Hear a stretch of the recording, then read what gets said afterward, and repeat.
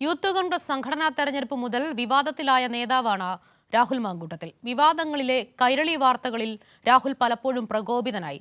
അവസാനം പദവിയിൽ നിന്ന് രാജിവെച്ച് പുറത്തു പോകേണ്ടി വന്നു രാഹുൽ മാങ്കൂട്ടത്തിന്. റിപ്പോർട്ട് കാണാം.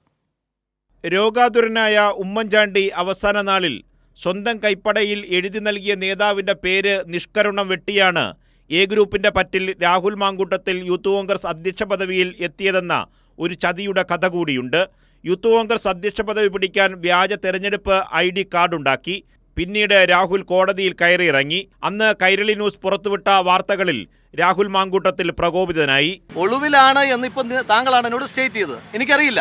അതല്ലാതെ താങ്കൾ സ്റ്റേറ്റ് ചെയ്ത കാര്യമാണ് എനിക്കറിയുന്നത്. അപ്പോൾ ഞാൻ പറഞ്ഞോട്ടെ ഞാൻ മറുപടി പറയാം. കൈരളിക്കൊക്കെ മറുപടി തരാം. ഉപതെരഞ്ഞെടുപ്പുകളിലും രാഹുൽ പലതവണ കോൺഗ്രസിനെ വെട്ടിലാക്കി. പാലക്കാട്ടെ പെട്ടി വിവാദം മുതൽ നിലമ്പൂരിലെ PV അൻവറിന്റെ വീട്ടിലെ രാത്രി സന്ദർശനവും തെരഞ്ഞെടുപ്പ് ഉദ്യോഗസ്ഥർക്ക് നേരെയുള്ള ഭീഷണി വരെ അതിലുണ്ട്. പിന്നെ ഞങ്ങൾ ഉണ്ടാക്കാനും കൂടെ വരണ്ട, ഞങ്ങളങ്ങനെ സൂചിപ്പിക്കാൻ വരണ്ട. അത് നിന്റെ കൈ വെച്ചിരുന്നാൽ മതി. അങ്ങനെ സൂചിക്കുന്ന ആളുകളുമല്ല. നിന്റെ സർവീസിനുള്ള പാരിതോഷികം തരാം.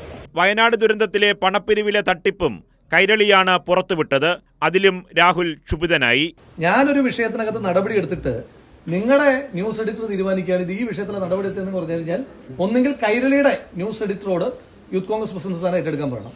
അതല്ല ഞാൻ യൂത്ത് കോൺഗ്രസ് പ്രസിഡന്റെങ്കിൽ ഞാൻ എടുക്കുന്ന തീരുമാനങ്ങളെ കൈരളി അംഗീകരിക്കാനും പറയണം. അവസാനം ലൈംഗിക ആരോപണങ്ങളിൽ കുടുങ്ങി യൂത്ത് കോൺഗ്രസിന്റെ അധ്യക്ഷ പദവി ഒഴിയുന്ന ആദ്യ നേതാവായി നാണം കെട്ട് രാഹുൽ പുറത്തേക്ക്. ഞാൻ പറയട്ടെ. കൈരളി ന്യൂസ്, തിരുവനന്തപുരം.